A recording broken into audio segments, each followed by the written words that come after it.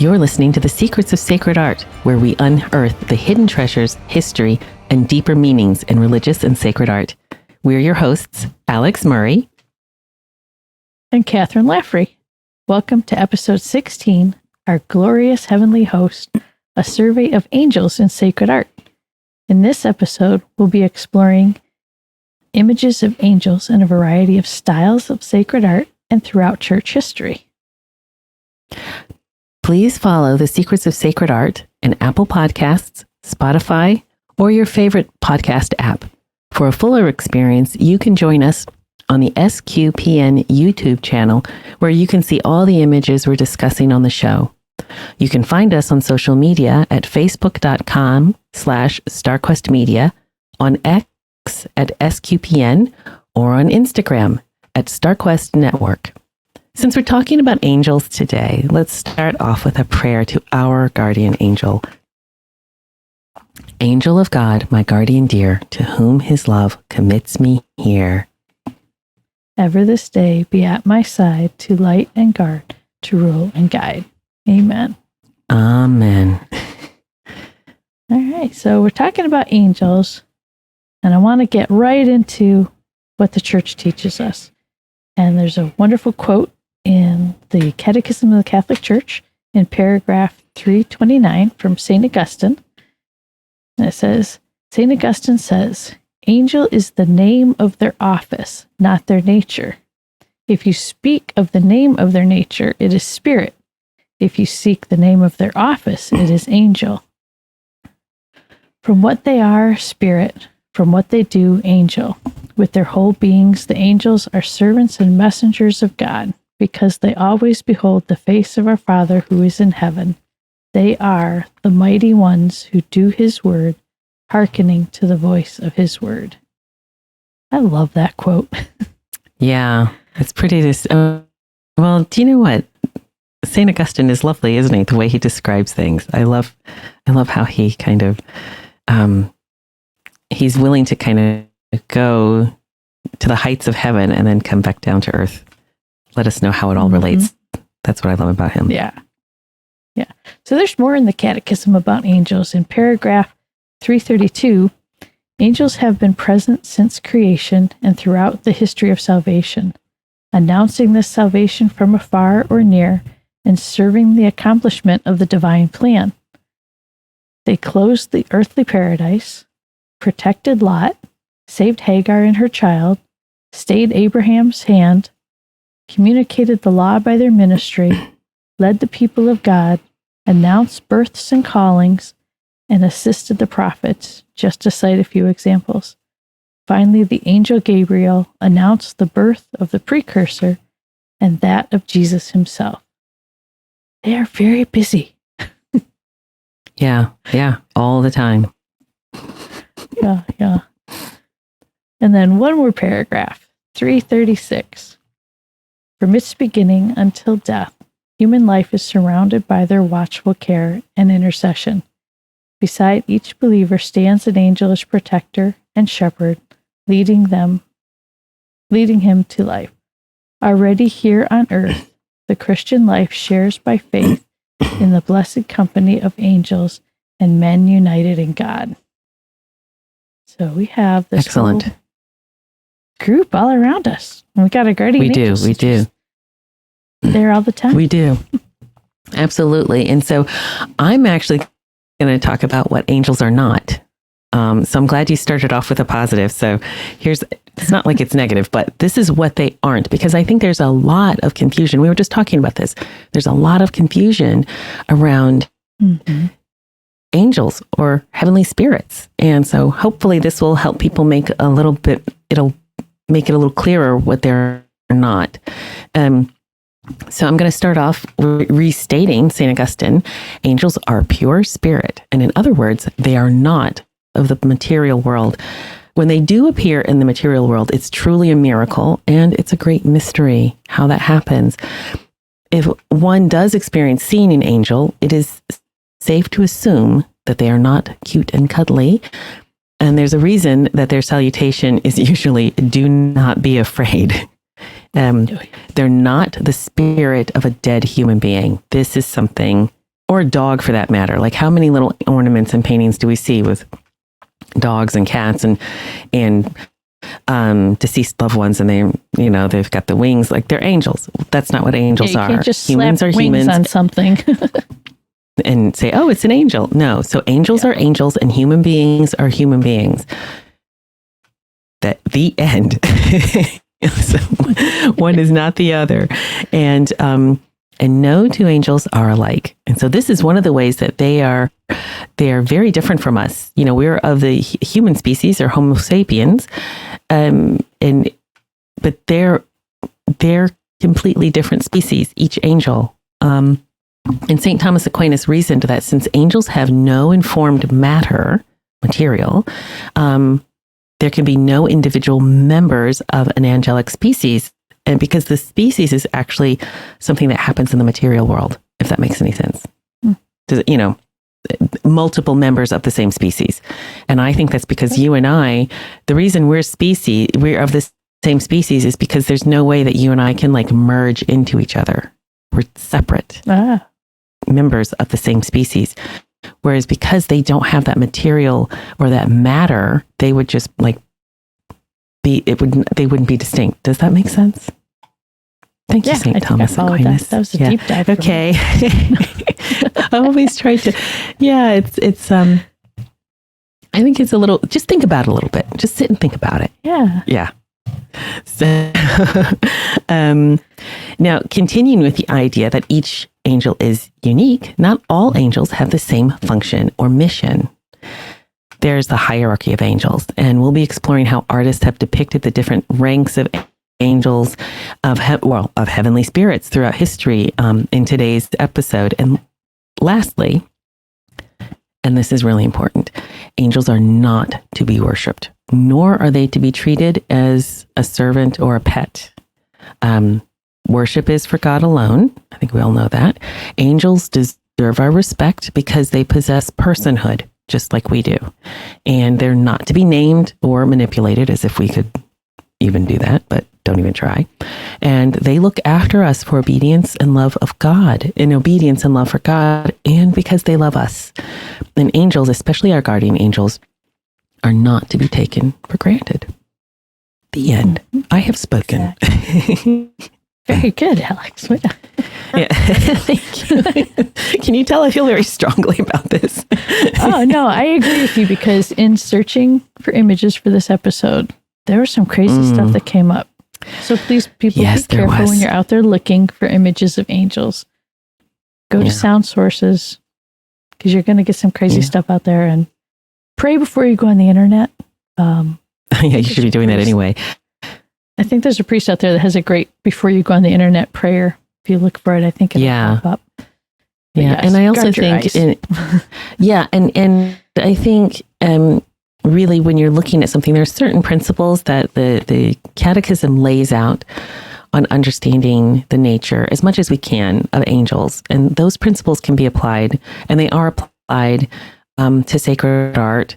Sacred artists have applied these principles. And what we're going to be looking at, you'll see there's a consistency there. So, yeah, definitely. And then also a deep dive. I wanted to go and see what our older siblings in the salvation story know about angels, or what information I could find. So, I wanted to go back to early source. What do we know about angels? So, first of all, in the Bible, go right into God describing the tabernacle, or not the tabernacle. What's the word I'm looking for? The temple? The Ark of the Covenant. Thank you. Oh, sorry. There it is. Okay. Yay. Okay. Now, most people would know that image in the middle. If you've happened to see later Raiders of the Lost Ark, this is how most people see it. And so I wanted to know, okay, how close was this? So reading from Exodus. This is Exodus chapter 25, verses 18 through 22. This is God telling him what to do. Make 2 cherubim of beaten gold for the 2 ends of the cover.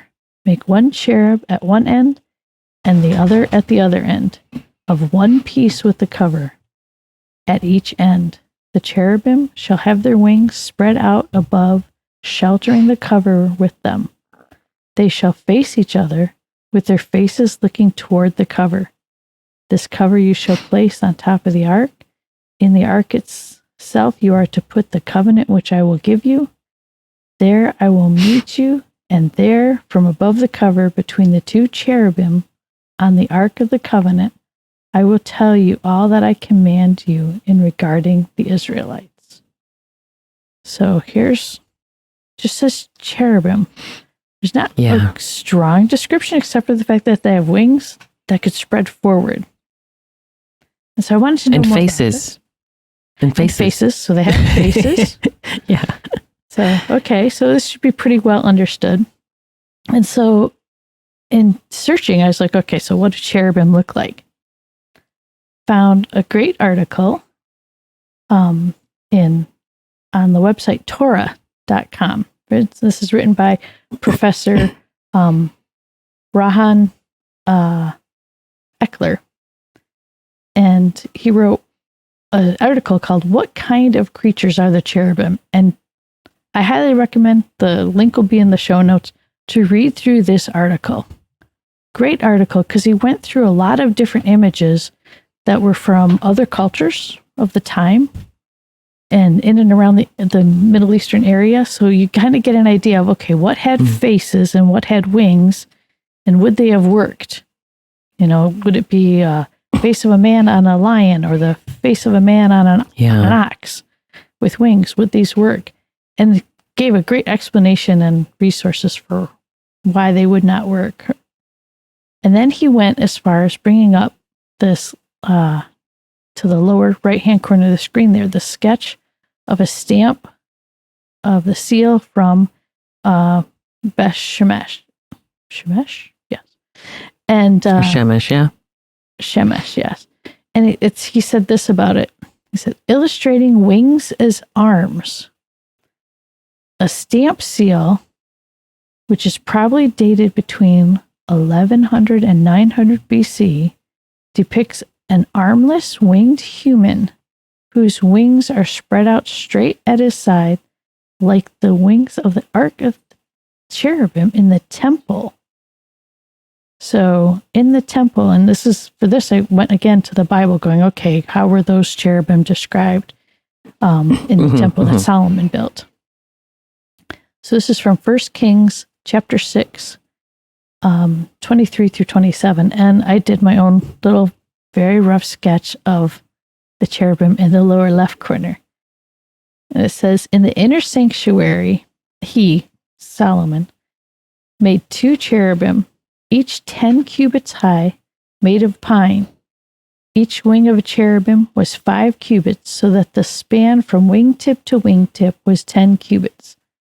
The second cherub was also 10 cubits. The 2 cherubim were identical in size and shape. The first cherubim was 10 cubits high, so was the second. He placed the cherubim in the inmost part of the house. The wings of the cherubim were spread wide, so that one wing of the first touched the side wall, and the wing of the second touched the other wall. The wings pointing to the middle of the room touched each other. So just kind of to put it to scale, I added a little stick figure there. So imagine these roughly 15-foot high angels with 15, foot wingspans.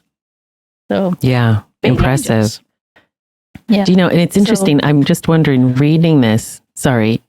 So is cherubim plural for cherub? Because it says the first cherub was 10 cubits high, and then 2 cherubim. So that is that. So that would be understood. Is that how we're to understand it? Yeah. Okay. Yeah. Okay. Yeah. So. That's interesting. I'd never, until literally just now reading, when you read that, did I even put that together?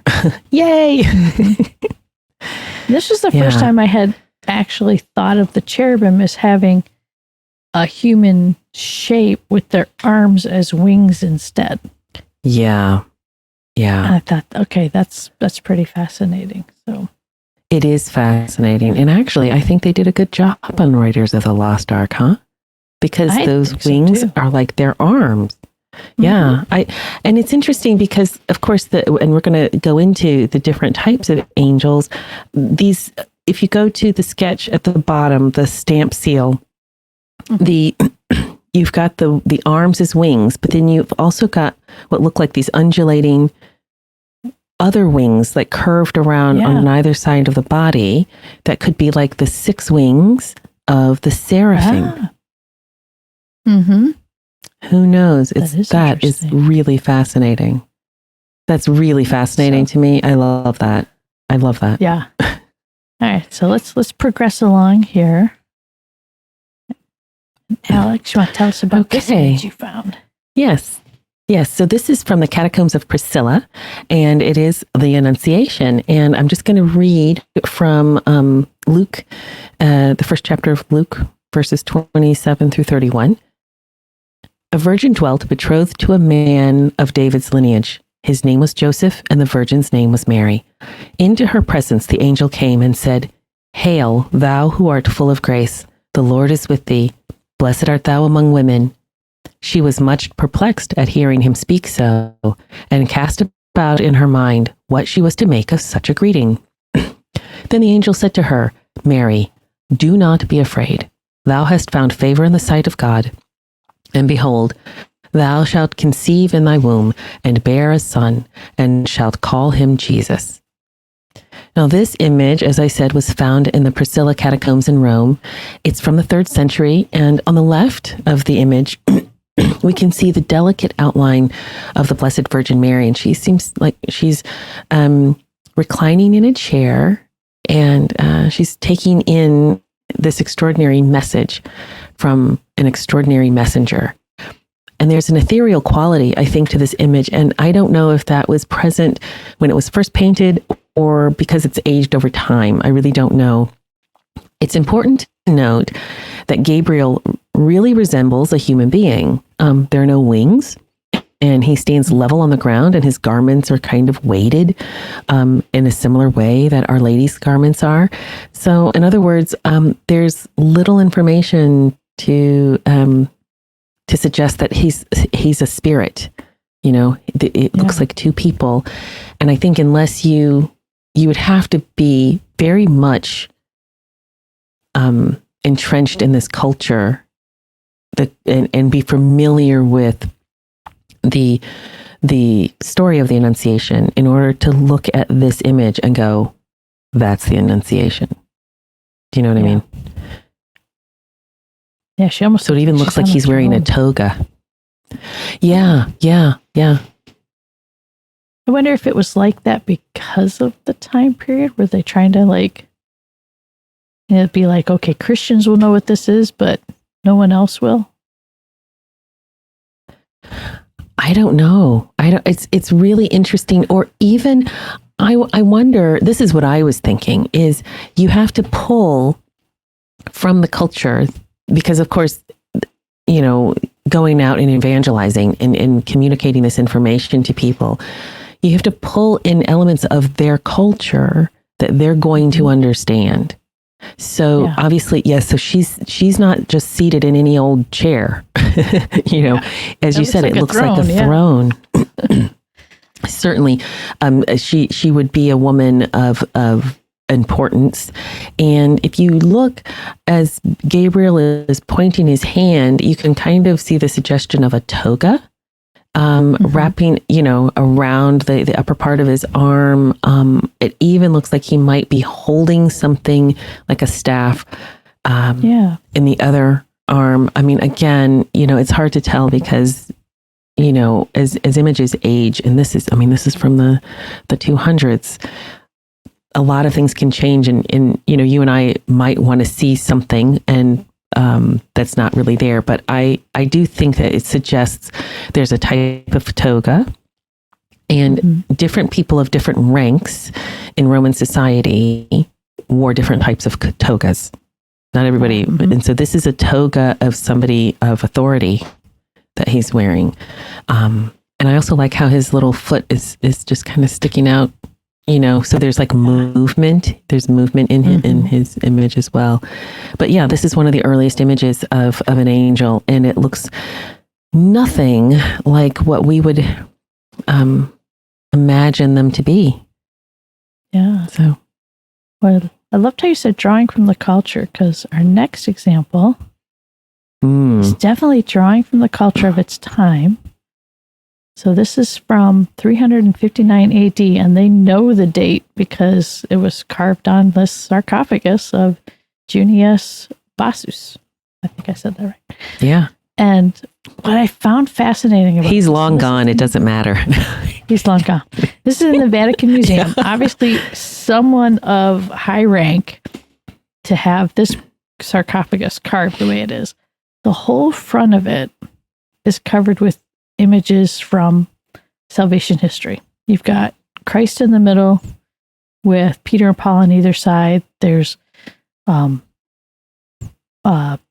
Christ before Pilate on one side. You've got in the upper left side, as we're looking at it, you have Abraham, and this is at the moment where his hand is being held back, and there's actually a small little hand that's coming out of the corner that is grabbing what would have been his sword, which has since broken off. But what I found really fascinating was looking at either side of the sarcophagus went back to more of almost a Roman Greek mythology. And on both sides, they have what are called these little putti. Putti.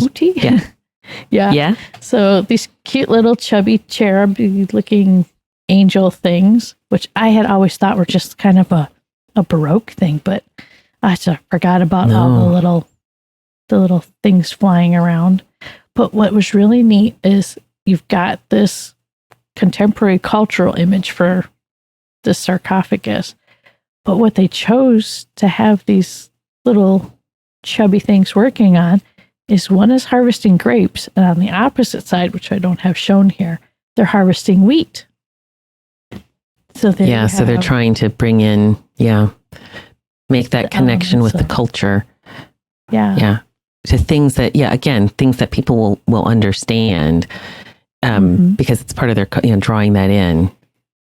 Yeah. That's What's really interesting. Is they kind of describe the front of this as being very much in line with the traditions of Christian art and very different from what would have been the art of the time, where the sides fit more with the art of the time and not so much the Christian art. So you really have a melding of those two moments.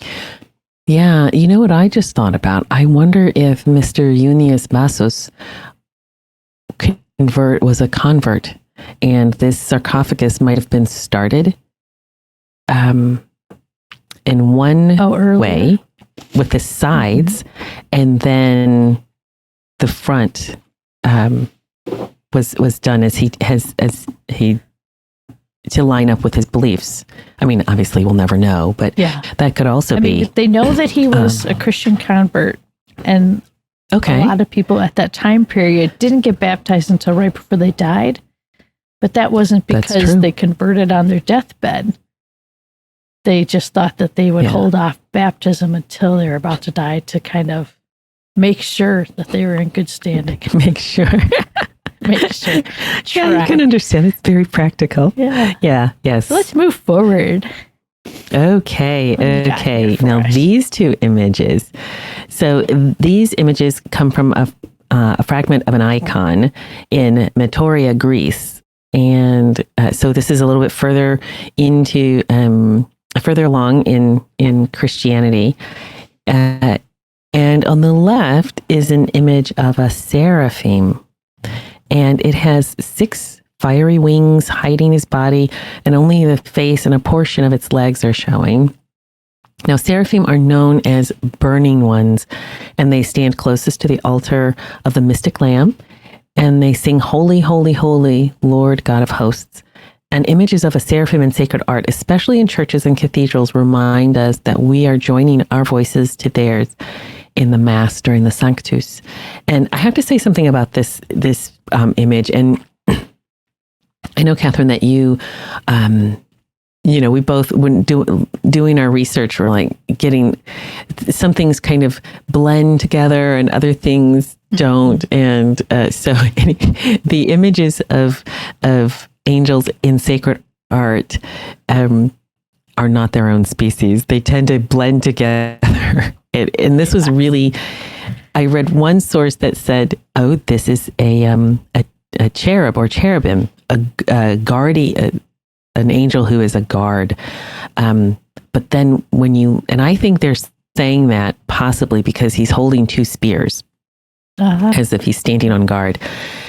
But a seraphim has the 6 wings or sometimes 8 wings and is fiery. And so I kind of went with the idea that this was a seraphim because there are more elements that suggest that rather than the cherubim. Does that make sense? So, I mean, I could be totally wrong about this, but there you go. And I don't know the scale of this one, but when I was doing my research and I almost used another image of the seraphim, and it was from the Hagia Sophia, and it's a mosaic. It was cleaned in 2010, and I so want to go there. The face, just the face, if you could imagine, like the diamond face of this mosaic, is 1 meter across. So that's like a little over 3 feet across. And then on top of that, you've got the wings. Could you imagine going there and celebrating the liturgy there? Just incredible. But this is, so I don't know how big he is, but, this would be a reminder that we're singing along with the angels at Mass. Now, on the second image is also an angel, but probably not one that most people are used to seeing. It consists of 2 interlocking fiery wheels with eyes blinking amidst the flames. And it has 8 fiery wings that also have eyes. If you look very closely, you can see the eyes. And what kind of angel is this? It's called a throne or an orphanim, and it's one of the ranks of the angels. And orphanim means spheres, wheels, whirlwinds, and it is actually referring to the wheel seen in Ezekiel's vision of the chariot. And these angels are the throne upon which God sits. And I think they might, and I said they are I think they're also the wheels that carried, is it Elijah into heaven? Is he the one that went up into heaven? And I mean, I think this is, I really love this one. It's so different. And yes, this is an angel. And I like that this is an angel. This is a depiction of a spirit with personhood. And gosh, it just looks nothing like us. And yeah, it's incredible. What do you think? Oh yeah, I love the fact that it's so unique and different like that. And there's so many times you hear about the eyes on their wings or in different places on angels. And so it's neat to see it like visually, like how would you draw that out? Anything. I was wondering, well, how would I do that? Yeah. Yeah. And this is, and it's interesting. Oh, sorry. Yeah, I was going to say it's interesting how the way it's been shown, the wings look like you could also see them like flapping. It's very cool the way the artist depicted that. Yeah, it has a lot of movement, which is interesting because there's essentially like the same Byzantine type style as this, but not. So exactly. This is from, this is out of Constantinople. This is one part of a diptych. So the 2 image icon carved out of ivory. And this is St. Michael. And again, like the sarcophagus, this seems like it's kind of combining. It's almost like a transition from some of the pagan art into the iconography of Christianity. And they have a lot of beautiful elements in this. So you have St. Michael within this architectural structure. You've got the columns on either side of him with their leafy capitals. You have the scallop shell above him, which can represent baptism. And then also the wreath, almost like a victor's wreath, and the cross within. And then he's holding the orb with the cross on it.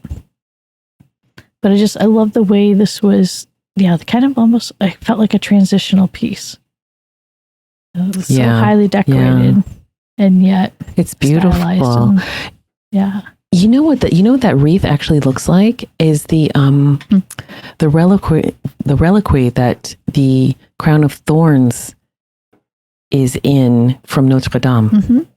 Have you? It looks just like that. I wonder if they modeled the reliquary after these. And I've seen them in other places. We'll actually see it in a later image in this episode. That same wreath being used. I'm sure. They were pulling all these different elements of familiarity because it's not a. I mean, you have to have some kind of reference point for people to understand what you're trying to communicate to them. Exactly.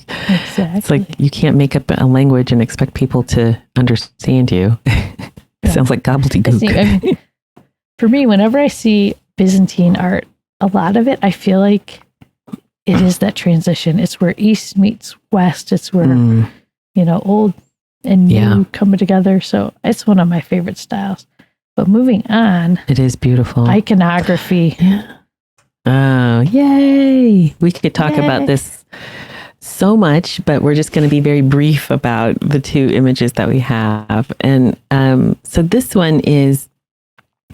is probably an icon that many people have seen and would be familiar with. It is called the Trinity, or the Hospitality of Abraham, by Andrei Rublev. And it's from the 18th century.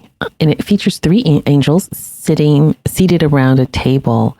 And this is from when Abraham was looked after some angels who were seeking shelter and food for the night. And the guests, it's actually understood that this was the first reference to the Trinity in the Old Testament. And what's interesting is if you look closely at the bodies form a foreshadowing of the Last Supper. And how is that? And that's because if you look in the negative space, or in other words, the space between the angels and their surroundings, you can actually see three chalices. So the first one is formed by the two angels on either side of the table, and how their bodies curve around, and you can see how the shape is a little bit like a goblet. The second one, most obviously, is the chalice that's on the table, and then the third one is right at the bottom of it's in between the 2 feet of the two angels on either side, and it's just like a green triangle that looks like a chalice. And this is just one of the many clever things that are in icons.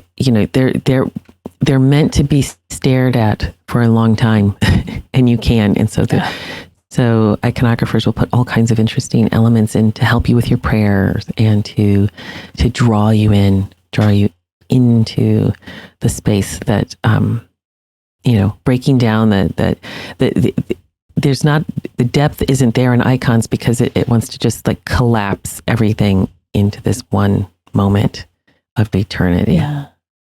Love icons. I'm so glad you put that one in. That's such a classic. I mean, when people think of iconography, I think that's what pops in their minds. Yes, that or Our Lady of Perpetual Help. Yeah. Is that it? No. Is that, yeah. Those are the two, I think that, yeah. Yeah. So continue on with our angels in iconography. Obviously, this is a fairly new version of it, but it has been around, and I've seen it in all different styles, and Russian and Greek and different styles of iconography. But this is called the Synaxis of Guardian or Archangels. So you have Saint Michael in the middle, and then you have Saint Gabriel in blue and Saint Raphael in green. And then below, there's another one of those 6-wing angels are called the seraph. And that's so seraphim is more than one. Yeah. Yeah. So holding up the orb that contains Christ as Emmanuel. And then up in the corners, you've got the 2 cherubim. So we have quite a variety. Synaxis is like a gathering. And I love this image. Very inspirational for me for a current piece of embroidery that I'm working on. Priest asked if I could do a chalice ball for him that had the angels in adoration around the chalice, as if they were like looking down into the chalice with him. And what was really neat is I was listening to another show talking about angels, and they said that everybody has their own guardian angel. And then someone said, well, I heard priests get 2. And then every parish has a guardian angel. And so the priest was like, well, that means I have 3 angels with me when I'm saying mass. So that was kind of a neat thing for me to then use this as inspiration for a chalice ball that's going to have 3 angels on it around the the host or the chalice of Christ. Yeah, can't wait to see it. I love the styles and colors you get in iconography. But then totally different. Yeah. What do we have here, Alix? So this is a fresco. Well, it's totally different, but it's like this is Gothic sacred art. And this fresco is called The Lamentation of Christ, and it's by one of my favorite Gothic artists, Giotto di Bondone. And I've had the privilege of going to Assisi and visiting the Basilica of St. Francis of Assisi, and where you just see a lot of these images. I'm not sure about this one because I think this is it's in Padua, and I'm not sure how large these images are, but the ones in Assisi are larger than life. And the halos are 3-dimensional. They're coming out, they're like curved around the heads of the angels and the saints. And you know what? This is going to sound so weird, and I can't believe I'm actually saying this like for more than just you to hear. But what I love about Giotto's work, it's like I wanted to eat it. It's like I couldn't take in enough with my eyes. Isn't that crazy? I just was like, big secrets of sacred art, folks, right there. Alix wants to eat it. I want to eat frescoes by Giotto. I felt like my eyes weren't enough to take in everything because there's so much that he puts in his paintings, and I just love his work. So to hone in on this particular piece by him, I just love how he captures the agony of the angels above the scene of Christ's body lying in Our Lady's lap. And so that little scene with Our Lady and our Lord, that's a tiny little Pietà in amongst this whole composition. And this is right after he's been taken down from the cross. And one of the angels, if you look at the upper left-hand corner, the angel in the middle of that little group of 3, he is actually mirroring the gesture of grief and disbelief that St. John the Evangelist is doing. So they're kind of doing the same gesture with their hands thrown back and head thrust forward, like they just can't believe this. And really, in this one, there's a lot of chaos going on in heaven. Actually, the angels are more chaotic in this scene than the human beings are. And, they're all over the place. And I think one of the most powerful angels in this is the one that he's at the kind of the top register of it. He's the third one. So he's really right in the middle of the image. And he has in his grief, his arms are kind of held out stiffly in front of his body, and his back is arching and his head is thrust backwards. And, he's just absolutely lamenting. And it's almost as if he's fallen on the floor out of shock and horror. And it's like pushing himself up, but he's in the air. It's just so powerful. And it's a reminder of how, angels really lament when we sin. And I think the angels' grief seems to be much greater because they're not fallen and they can see the fullness of Christ's suffering and his death. The only human that would be the exception is Our Lady, of course. And perhaps the angels here are kind of extending some of their grief to her suffering as well. It's just powerful how he's depicted these angels. I absolutely love it. Yeah. Tough to look at in some ways. Yeah, you can almost like feel and hear the rustle of all the commotion that's going on amongst them. Beautiful piece. And as I said, the chaos that's kind of happening in heaven, and it's really in stark contrast to kind of the staid stillness on earth. Yeah, definitely. So also from the Gothic, I have recently been deep diving into Gothic manuscripts. I love them. And I can probably thank David Clayton for that, our professor, because I didn't realize how much was out there. But absolutely, this is one of my favorites. I have the whole book marked and saved on my computer so I can look at it for inspiration. But this is from the hours of, am I saying this right, Alex? How's your French? Is it better than mine? Let me go ahead and ask my husband quickly. She's the queen of France. Devereaux. Jean Devereaux. American way. Yeah. So Queen of France, this is from, or was created over the time from 1324 to 28. This is one of the most unique book of hours to me because it's done in this gray, sketchy style with just a little bit of color limited palette. Yeah. Very limited palette. No gold work throughout the whole thing, which is kind of unique, that's especially interesting. since this is for the queen. Usually those book of hours that are given to royalty and people of great importance, there's some beautiful gold work that's done. No gold work throughout this entire book of hours. And so down in the center lower panel, you actually see both pages of the book that face each other. And the one page is the image that we're seeing of the Annunciation to the shepherds.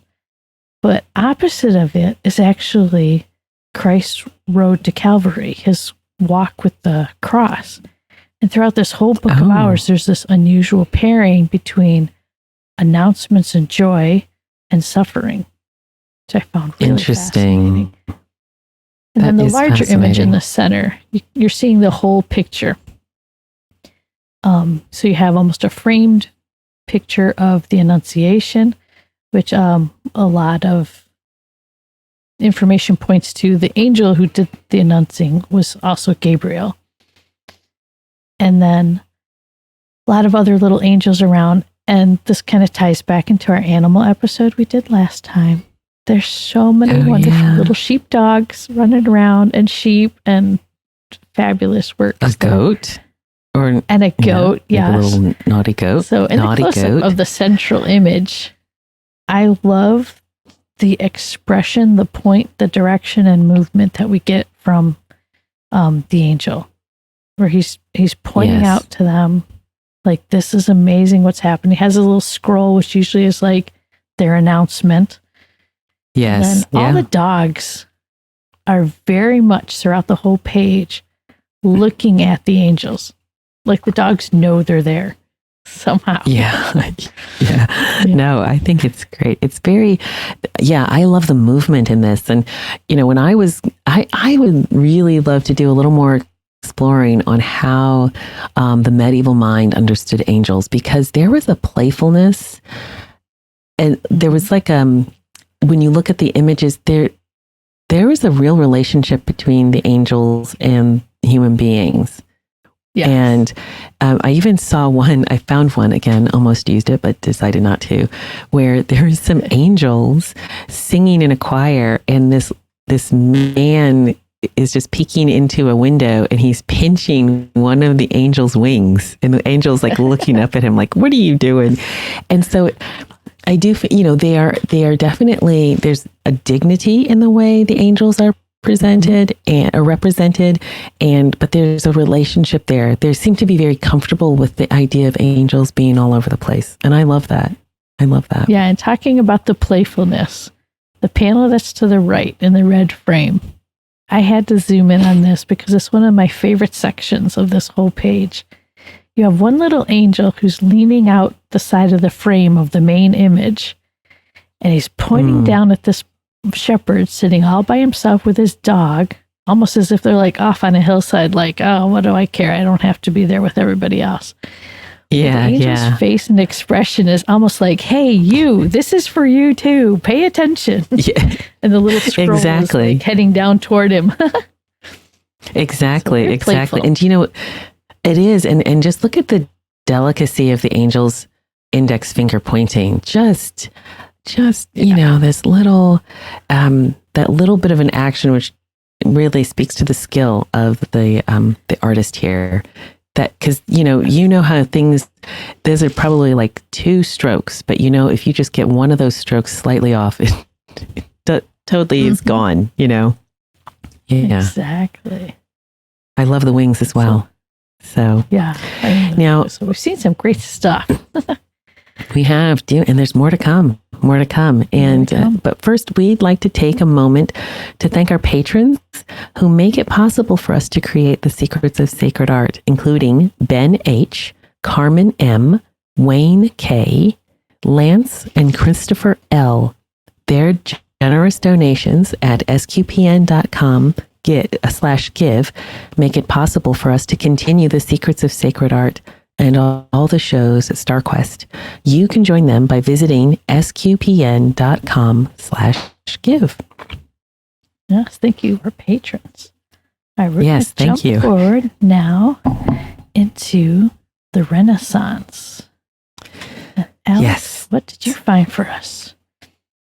Okay, so I found this image, and again, hearkening back to our show on animals, I used not this image, but another one that is very, very similar. And this is called Tobias and Raphael the Archangel.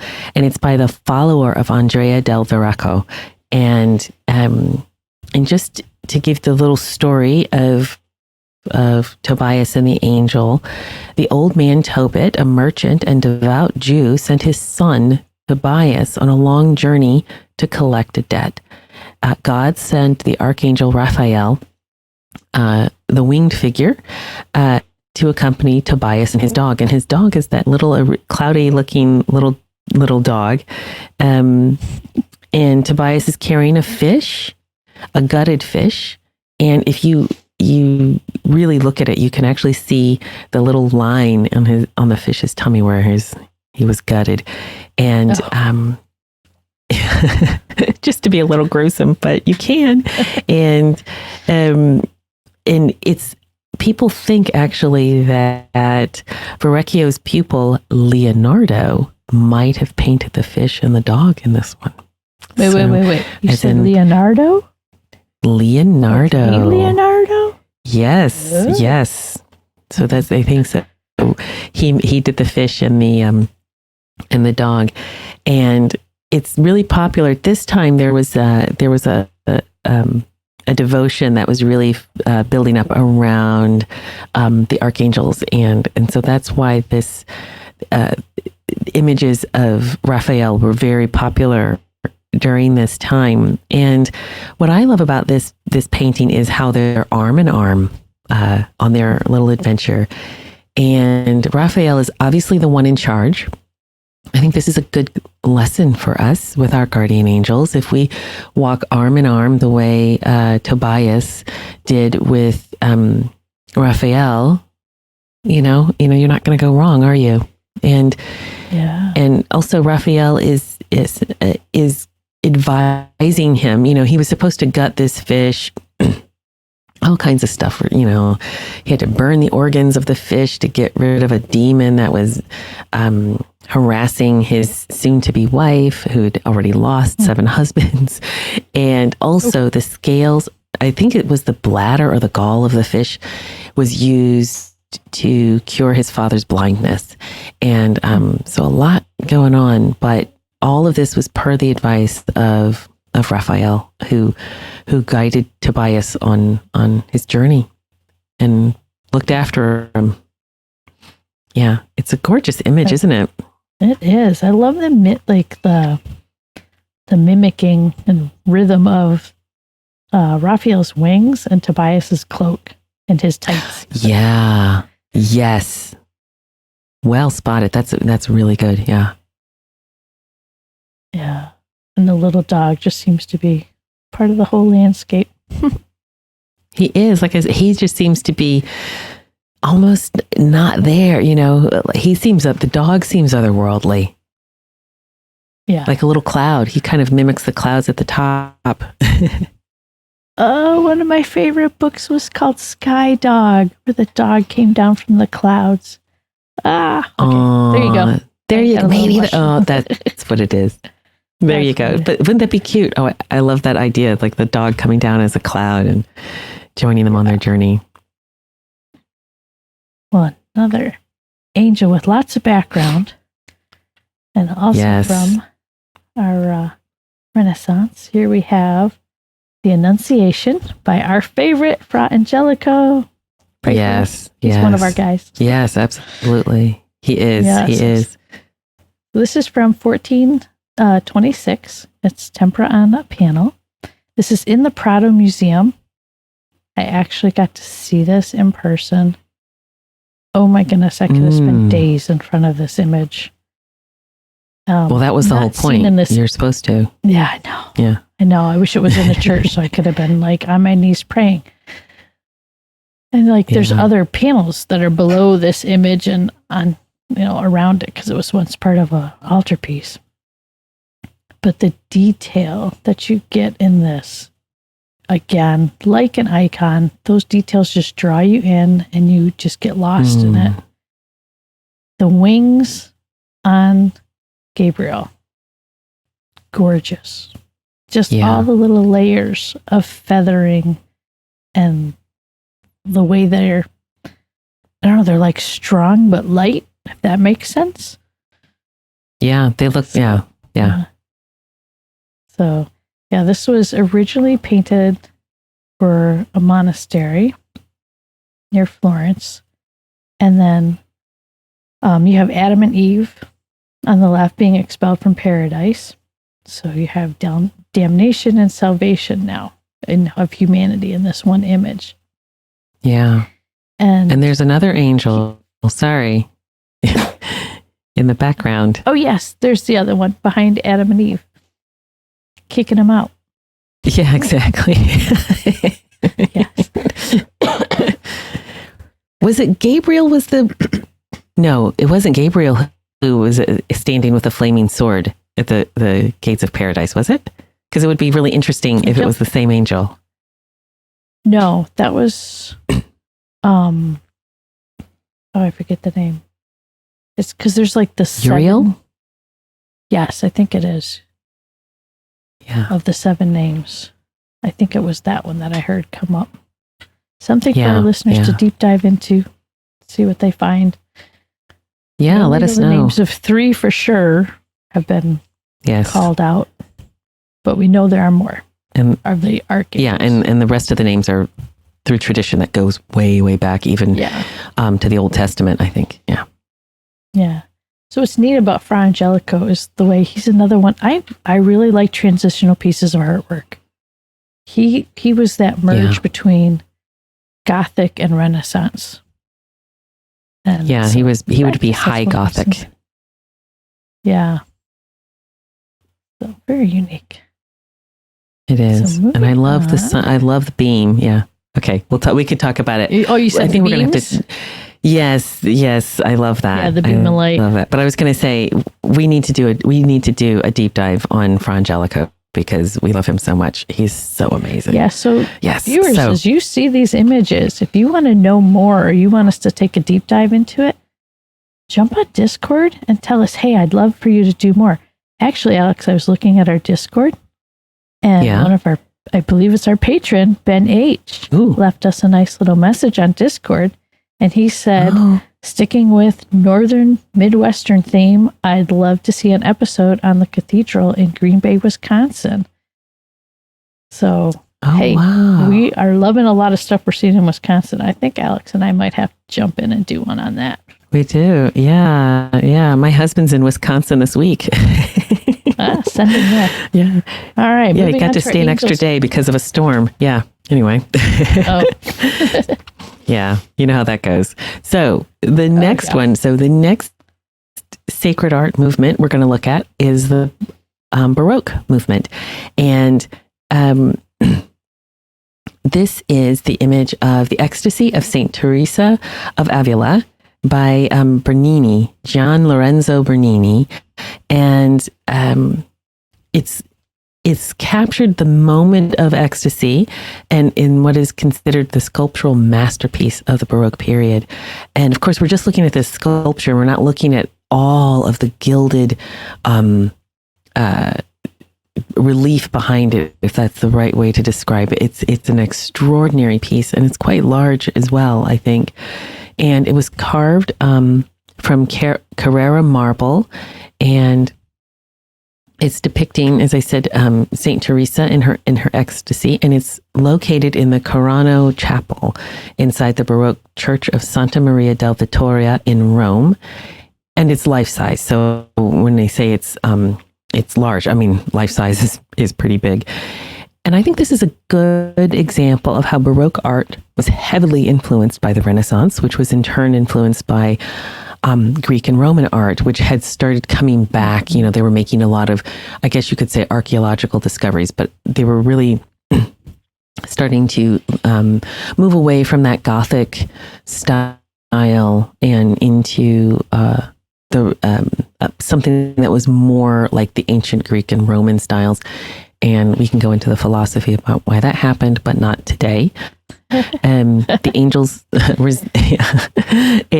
angel resembles Cupid more than it does the earlier Christian images, with the exception of the sarcophagus of Unius Bassus, where you get those angels. So again, really going back to more of a pagan idea of a winged creature.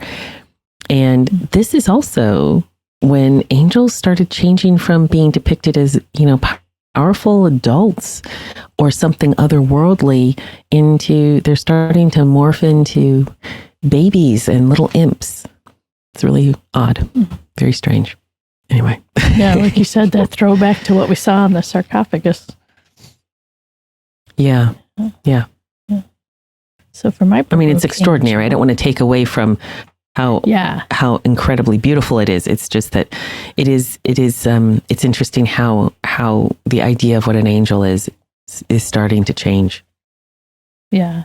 Well, you brought up beautiful, and I have a book that is called Praying with Icons by Jim Forrest. And there was one little section in there that I thought was really important to share as far as imagery of angels. Mm-hmm. And it says, we see them as beautiful beings because in their love of God, they reflect the beauty of God. Like that quote really fits well with this image. Because it does. Her love of God, and you're seeing that deep love in St. Teresa and the angel. Yeah. It's an extraordinary piece. I would love to see it. Yeah. Yeah, I know I wish we could take like 1,000 minutes a piece on these images, but I know. We're going to have to keep moving. And we are, We're on the flight to Egypt. There you go. This is by Alessandro Turchi from 1630. And it's oil on canvas. Again, this is also from the Prado Museum. If you're anywhere in and around the area, go to the Prado when you're in Spain, people. It's just fabulous. So give yourself several days in the museum. But what I found most fascinating about this image of the angels was the way that you really have to look hard to see that they're angels. In the sense that most people say, where's the wings? there's a hint of the wings behind the angel in white. And I love how he's glowing with the light and knowledge. And there he's the one giving St. Joseph directions. My husband's going to hate me for saying this, but yes, good men do ask for directions. They do. And Joseph was a good man. He was a good man. And then the angel in green, I thought, what a fascinating choice to have the angel in green being the one who's guiding the donkey. And even the donkey has his ear turned to listen. Oh, gotta love those animals. Yeah. And so this is what? One of, the of course, he's also where it's vertical. Sorry. So, no. I think it's amazing. And I love that you found a Baroque image where the angels they look like capable adults. Yes. Do you know what I mean? But it just occurred to me, this angel behind St. Joseph is carrying a lily and he's wearing green. And those two things those are attributes of St. Joseph. So I just wonder if that's St. Joseph's guardian angel. Oh, that would be perfect. Yeah. Yeah. And I love how Mary she's looking down at Christ, but she almost seems to be recognizing that the angel is there too. Do you know, I have this theory that the Blessed Mother probably saw angels all her life. Probably. Why not? Yes. St. Padre Pio did. Why? I mean, if he could see him, why not the Blessed Mother? Exactly. She's the queen of angels. So, yeah. So our next section of time, as far as we're moving forward, there was a lot of quick, rapid changes in style that happened from the mid-1700s to around 1900. So we kind of grouped all of this together, and Alix and I each chose an image from this era that we liked the best. And here's what Alix found. Yes. So this is St. Francis of Assisi and the Heavenly Melody by Frank Cadogan Cowper. And he was an English pre-Raphaelite painter. And that was a movement that we'll have to discuss, I think, in its own episode. It's just a fascinating movement. And in this image, we have St. Francis is almost in ecstasy. And he's he's surrounded by animals, little doves, of course. And he has his head turned up and he's listening to an angel play a stringed instrument, not quite sure what that's called. And the angel is sitting in the tree. And I love how I wasn't really able to find much information about this particular painting. I think Frank Cowper was Catholic, which again would be kind of unusual at this time in England. And but what I will say about this image of the angel is, if anybody watched the coronation of King Charles II, or the Third, sorry, in the background there were two, I guess, servers or acolytes during the coronation, and their robes looked a lot like the robe of this angel. And I just wonder if whoever had designed that was inspired by this image. It's a beautiful image, but what I love that Cowper has done with this image is he's managed to bring these angels back into like an otherworldly realm. Yes. It's strange. It's a little, it kind of makes you turn and look, Could you imagine if you saw something like that in the tree? And it's interesting. There's a hawk just to the upper left of the angel. There's a hawk listening as well. And it's interesting because obviously hawks aren't always friends of doves, Hey, this goes back to our previous episode. This is what I was thinking about. The hawk. Dove. And the hawk represents conversion, doesn't it? Remember the manuscript that you had? So maybe this is so all kinds of interesting things in this image that you can just, and you know what? And I can look at this. I love the way St. Francis is just completely lost in what the angel is doing, which I'm sure he probably was. He could, That's the look that I have anytime I'm out in the woods, whether it's wintertime or summer, and I just put my head back and just breathe in all of God's glory. It's like, and the dappled light. Yeah. Oh yeah. That's just, I love this image, Alix. Oh my goodness. Yeah. I might need this one for my studio. I was thinking, when I was looking at it today, I was like, can I get a really good print of this? It's gorgeous. I just love it. It's gorgeous. Oh yeah. Yeah. Yeah.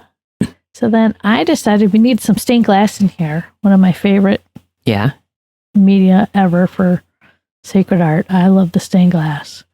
And this is from the Munich style stained glass. This is in Holy Rosary in Cedar, Michigan.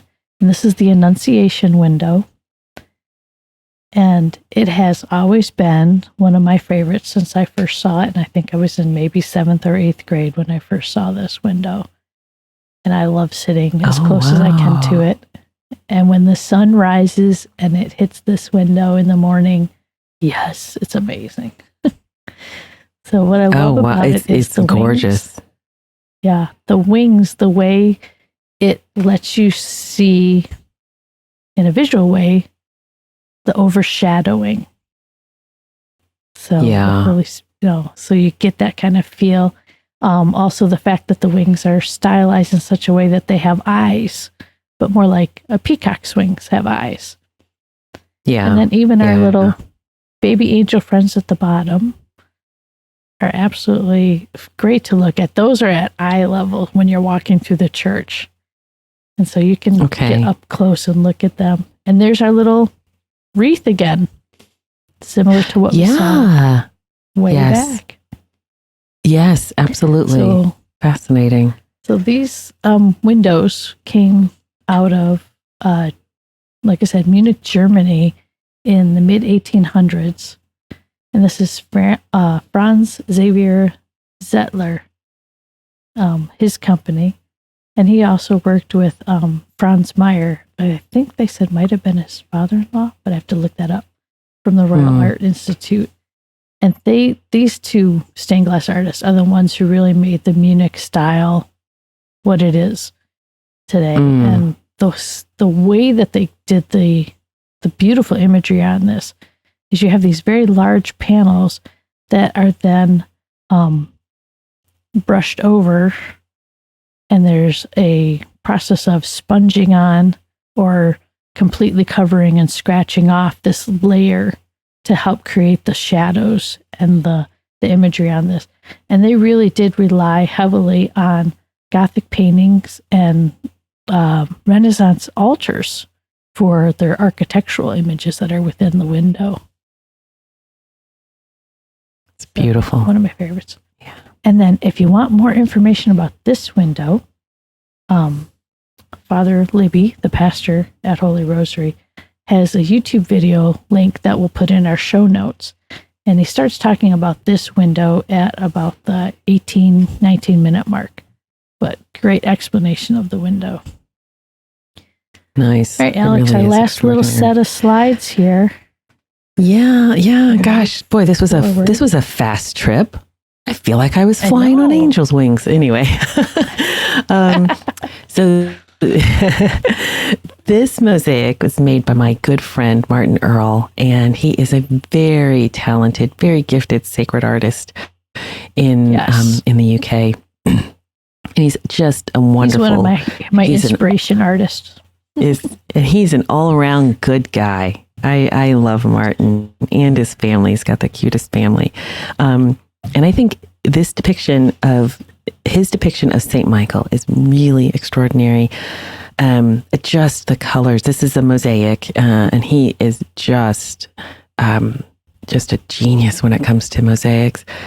And I read that traditionally the globe or the mirror that Saint Michael or angels hold, and we've seen that a lot. Sometimes they are they're a mirror or a globe, and traditionally it was believed that they would look into these mirrors, and that is where they would receive their missions from God. Oh, do you know that? Yeah, that's and yeah. I read that. I still have some things I need to go through to read. Just again, it's just a fascinating subject, and So I don't know if Martin knew that or knows that. I'll have to ask him. And because it could be one of these globes or mirror things that go back traditionally, or it could be, it looks like it could be a host that, or the realm that Saint Michael is meant to protect, or, and this is what's so great about sacred art, it could be all of the above. If you know all of these things that circle or that sphere could be, you could just put all of those in, and I'll have to ask Martin if that's what he had in mind. But I mean, just the subtlety of all of the tesserae, it's just gorgeous. And I encourage people to go take a look at his website, because he doesn't just do icons and mosaics. He is a gifted carver and just everything. Yeah. Yes. Wonderful, wonderful man. Yeah. His murals have always been very inspirational for me. So thank you, Martin, for being there for us. Yeah. Right. And then to really change it up. Oh yeah. Here we have Saint Michael, done by Daniel Mitsui. Again, one of my favorite contemporary sacred artists. I actually came across his work several years ago and just been enamored by his work. And from his website, so Daniel is a meticulous, detailed ink drawings made entirely by hand on paper or on vellum are held in collections worldwide. He desires to make art that is faithful to tradition, yet strikingly original and vigorously medieval in spirit. So I know Daniel has mentioned that he's been inspired by a lot of manuscripts also, and you can see that in his work. He loves mixing in a little bit of his Japanese heritage, like with this image of Saint Michael. And in this one, he's depicting Saint Michael, the archangel, fighting Lucifer the dragon, that wonderful green dragon tail that just whips its way off to the background there. And he's falling like lightning from heaven, so you get all the lightning. And this is done in the ukiya woodblock prints. I was going to say, I can't help you with Japanese references or pronunciation. Can't help you there. Yoa. I think I said it right. Or Yoe. So it's kind of a Japanese style woodblock print. And I think I also love this so much because my godfather used to be, God rest his soul, a stained glass artist. And he did a lot of works with also Japanese styling of samurai and dragons. So this puts my favorites together there.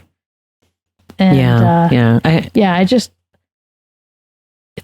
I don't know, his work to me, it's hard to explain. Like Alix, you said, like, some works you just want to eat them. Yeah. For me, there's some works I look at and it is like they are alive, like they're breathing, like they're somebody. So that's what I really enjoy. You know what I love about this? So I love Daniel Mitsui's work as well, and I guess we should let our audience know that we are both Japanese nerds in the biggest way. I had a friend growing up in high school who is from Japan, and so yes, I've been a big fan of Japanese art for quite some time. Yeah, and I think my husband introduced me to a love of Japanese culture because he did martial arts for many years and represented his country in international competitions and stuff like that. But what I love about this is Saint Michael's halo with the bamboo, and isn't that cool? Oh my gosh, it's awesome. Yeah, just well done, Daniel. Oh my gosh. And please go take a look at these contemporary sacred artists' websites and support them. Be their patrons if you can.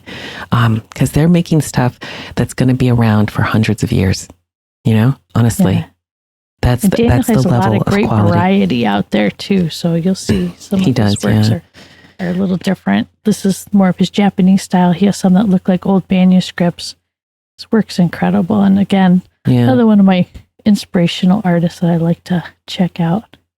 Yeah. So that was our little like quick flight through angels. So, it was.